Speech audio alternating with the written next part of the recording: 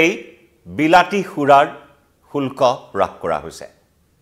ভাৰতত এতিয়া সুলভ বিলাতী সুৰা আৰু একেকোবেই বিশেষকৈ মাৰ্কিন সুৰাৰ শুল্ক 50% পৰ্যন্ত হ্ৰাস কৰা হৈছে মোদী ট্ৰাম্পৰ শেহতীয়া বৈঠক আমেৰিকা ভ্ৰমণত যোৱাৰ সময়ত মোদীয়ে ট্ৰাম্পৰ সৈতে দ্বিপাক্ষিক বৈঠকত মিলিত হৈছে আৰু এই দ্বিপাক্ষিক বৈঠকত মূলতঃ অন্যতম বিষয়বস্তু আছিল আলোচনাৰ আমেৰিকাৰ নতুন শুল্ক নীতি আৰু এই শুল্ক নীতিৰ প্ৰভাৱ ভাৰতত কেনেদৰে পৰিব ইত্যাদি বিভিন্ন বিষয়বস্তু আলোচনা কৰা হৈছিল আৰু সেই বৈঠকৰ পিছতে তাৎক্ষণিকভাৱে একেকোবেই ভাৰতত মাৰ্কিন সুৰাৰ শুল্ক 50% লৈ হ্ৰাস কৰা হৈছে নমস্কাৰ প্ৰিয় দৰ্শক মই জয়ন্ত মাধৱ গোস্বামীয়ে আপোনাক স্বাগতম জনাইছো নিউজ 18 অসম নৰ্থ ইষ্টৰ ডিজিটেল লাইভলৈ সুৰা সেৱন কৰা লোকসকলৰ বাবে এই মুহূৰ্তৰ এই খবৰ বিশেষভাৱে গুৰুত্বপূৰ্ণ কাৰণ বিলাতী সুৰা যি বিলাতী সুৰাৰ যি দাম সেই জুইচাই দাম আৰু সেই জুইচাই দামৰ বাবে বিলাতী সুৰা ক্ৰয় কৰাৰ ক্ষেত্ৰত বিভিন্ন ধৰণৰ সমস্যাৰ সৃষ্টি হয় বিভিন্ন জনৰ ক্ষেত্ৰত কিন্তু এতিয়া ভাৰতত সুলভ হৈছে বিলাতী সুৰা বিশেষকৈ মাৰ্কিন সুৰাত 50% আমদানি শুল্ক হ্ৰাস কৰা হৈছে উল্লেখযোগ্য যে ভাৰতলৈ আমদানিকৃত সুৰাসমূহৰ 1/4 হৈছে মাৰ্কিন সুৰা অৰ্থাৎ বাৰ্বন হুইস্কি সৰ্বাধিক আমদানি কৰাৰ ভিতৰত আমেৰিকাৰ বাৰ্বন হুইস্কিয়ে সৰ্বাধিক ভাৰতত আমদানি কৰা হয় অৰ্থাৎ 25% হৈছে বাৰ্বন হুইস্কি আৰু সেই বাৰ্বন হুইস্কিৰ শুল্ক 50% হ্ৰাস কৰাৰ সিদ্ধান্ত গ্ৰহণ কৰিছে ভাৰত চৰকাৰে আৰু সেই মৰ্মে এতিয়াৰে পৰা ভাৰতত বিলাতী সুৰা সুলভ হৈছে বা সুলভ হোৱাৰ এক বাট মুকলি কৰিলে মোদী আৰু ট্ৰাম্পৰ এই বৈঠকে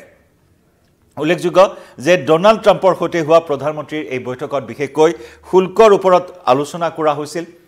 আমেৰিকাৰ ৰাষ্ট্ৰপতি ডোনাল্ড ট্ৰাম্পে শাসনভাৰ গ্ৰহণ কৰিয়েই নতুন শুল্ক নীতি আৰোপ কৰিছিল নতুন বাণিজ্য নীতি প্ৰয়োগ কৰিছিল আৰু সেই শুল্ক নীতি অনুসৰি আমেৰিকাৰ সামগ্ৰীত ভাৰতে বা অন্যান্য দেশে যেনেদৰে কৰ আৰোপ কৰে তাৰ সমপৰিমাণৰ কৰ আমেৰিকায়ো আৰোপ কৰাৰ কথা উল্লেখ কৰিছিল বা এক প্ৰকাৰ হকিয়নি প্ৰদান কৰিছিল ডোনাল্ড ট্ৰাম্পে আৰু সেই মৰ্মে ইতিমধ্যে চীনা সামগ্ৰী লগতে আন কেইবাখনো দেশৰ ওপৰত এই শুল্ক নীতি প্ৰয়োগ কৰিছে আমেৰিকা প্ৰশাসনে মাৰ্কিন প্ৰশাসনে যাক লৈ তীব্ৰ প্ৰতিক্ৰিয়া অব্যাহত আছে আনহাতে যদি চোৱা হয় ভাৰতৰ পৰা সৰ্বাধিক ইঞ্জিনিয়াৰিঙৰ ক্ষেত্ৰৰ অভিযান্ত্ৰিক ক্ষেত্ৰৰ সামগ্ৰী আমেৰিকালৈ ৰপ্তানি কৰা হয় ভাৰতৰ পৰা ৰপ্তানি কৰাৰ ভিতৰত সৰ্বাধিক অভিযান্ত্ৰিক ক্ষেত্ৰখনৰ সামগ্ৰী আমেৰিকালৈ ৰপ্তানি কৰা হয় আৰু সেই সামগ্ৰীসমূহৰ ওপৰতো আমেৰিকাই সমপৰিমাণৰ কৰ আৰোপ কৰাৰ কথা ঘোষণা কৰিছিল ৰাষ্ট্ৰপতি ডোনাল্ড ট্ৰাম্পে আৰু যাৰ প্ৰভাৱ এতিয়া এনেদৰে পৰা পৰিলক্ষিত হৈছে বিশেষকৈ শুল্ক নীতিৰ ওপৰত আলোচনা কৰা হৈছিল আমেৰিকা আৰু ভাৰতৰ দুই ৰাষ্ট্ৰপ্ৰধানৰ মাজৰ যিখন বৈঠক আছিল এই বৈঠকত ৰাষ্ট্ৰপতি ডোনাল্ড ট্ৰাম্পে ভাৰতৰ প্ৰধানমন্ত্ৰী নৰেন্দ্ৰ মোদীক এগৰাকী মহান নেতা আখ্যা দিছিল পৰম বন্ধু পৰম মিত্ৰ আখ্যা দিছে আকৌ এবাৰ প্ৰধানমন্ত্ৰী নৰেন্দ্ৰ মোদীক ডোনাল্ড ট্ৰাম্পে কিন্তু পৰম মিত্ৰ বা পৰম বন্ধু বা মহান নেতা আখ্যা দিলেও কিন্তু নিজৰ শুল্ক নীতিত অটল থাকিল ডোনাল্ড ট্ৰাম্প নিজৰ যি নতুন বাণিজ্য নীতি বা শুল্ক নীতি কৰ নীতিত অটল হৈ থাকিল ডোনাল্ড ট্ৰাম্প আৰু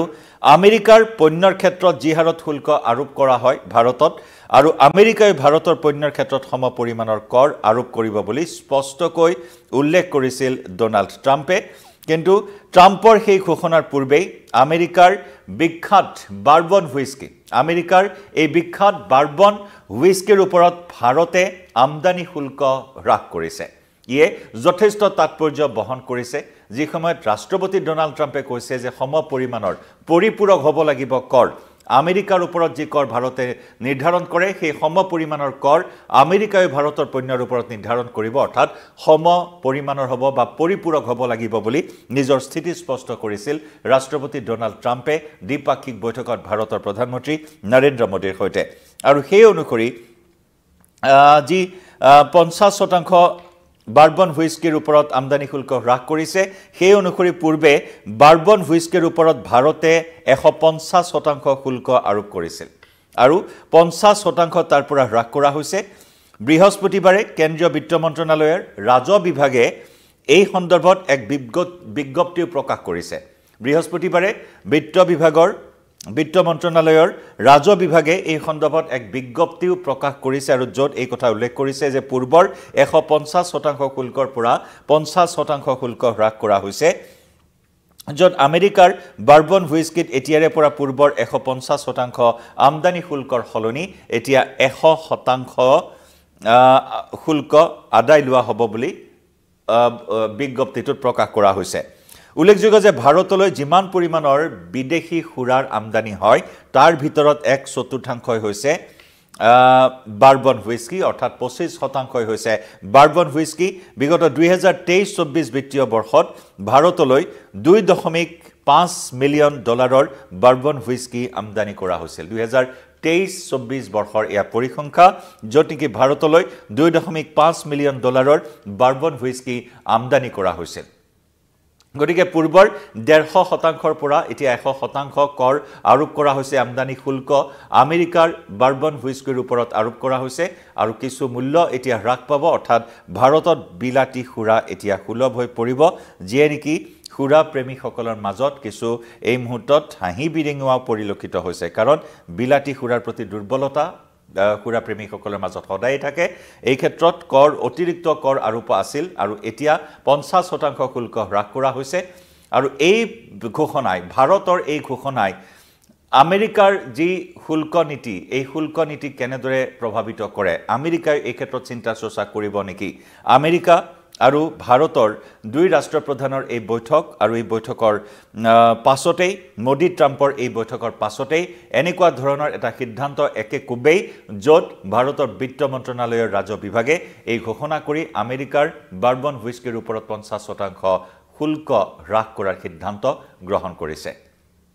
ইতিমধ্যে আন কেইবাটাও বিষয়ত আলোচনা কৰিলে ভাৰতৰ প্ৰধানমন্ত্ৰী নৰেন্দ্ৰ মোদী আৰু আমেৰিকাৰ ৰাষ্ট্ৰপতি ডোনাল্ড ট্ৰাম্পে ইছলামিক সন্ত্ৰাসবাদ নিৰ্মূল কৰাৰ পৰা ভাৰতলৈ তেল আৰু গেছৰ ৰপ্তানি কৰাৰ পৰা বিভিন্ন ধৰণৰ বিষয়ত আলোচনা কৰা হয় সামৰিক ক্ষেত্ৰত ভাৰতক সহায় কৰাৰ ক্ষেত্ৰত গুৰুত্ব প্ৰদান কৰা হয় যুটীয়াভাৱে সন্ত্ৰাসবাদৰ বিৰুদ্ধে যুঁজাৰ ক্ষেত্ৰত সিদ্ধান্ত গ্ৰহণ কৰা হয় একেদৰে আটাইতকৈ স্পৰ্শকাতৰ বিষয়টোৱে হৈছে যে অনুপ্ৰৱেশকাৰীৰ সমস্যা অনুপ্ৰৱেশকাৰী বিতৰণৰ সমস্যা প্ৰব্ৰজনকাৰী বিতৰণৰ প্ৰসংগত ভাৰতৰ প্ৰধানমন্ত্ৰীয়ে ভাৰতীয়সকলক ভাৰতত গ্ৰহণ কৰাৰ কথা ইতিমধ্যে উল্লেখ কৰি আহিছে ডোনাল্ড ট্ৰাম্পৰ সন্মুখত গতিকে ইত্যাদি বিভিন্ন বিষয়ৰ ওপৰত আলোচনা কৰা হয় যদিও অন্যতম এটা গুৰুত্বপূৰ্ণ বিষয় আছিল যে আমেৰিকাৰ নতুন শুল্ক নীতি এই শুল্ক নীতিয়ে ভাৰতৰ বাণিজ্যৰ ক্ষেত্ৰত প্ৰভাৱ পেলোৱাৰ যি আশংকা কৰা হৈছিল আৰু তাৰ লগে লগে এই বৈঠকৰ পাছতেই তাৎক্ষণিকভাৱে আমেৰিকাৰ পণ্যৰ ওপৰত এই 50% শুল্ক হ্ৰাসে বিশেষ তাৎপৰ্য বহন কৰিছে গতিকে এই ধৰণৰ কৌশলে ভাৰতক কেনেদৰে প্ৰভাৱিত কৰে বা লাভান্বিত কৰে সেয়া লক্ষণীয় হ'ব কিভাৱে এই বিষয়টোত জনাওক আপোনাৰ মতামত